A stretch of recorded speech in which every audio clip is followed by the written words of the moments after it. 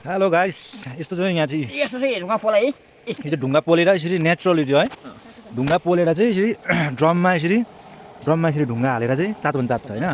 यो चाहिँ एकदम दबाई हेरेर चाहिँ खतरा दबाई हो है। दामी दामी यो चाहिँ उहिलेदेखि यसो हामीले चाहिँ यसो गर्थ्यो रीतिरिवाज उहिलेको होइन। तातो पानी बाबाले यसो गर्थ्यो बाउ बाजेले चाहिँ यो ढुङ्गा पोलेर चाहिँ हाम्रो गाउँको नामै तातो पानी। ढुङ्गा पुरा उयो भएको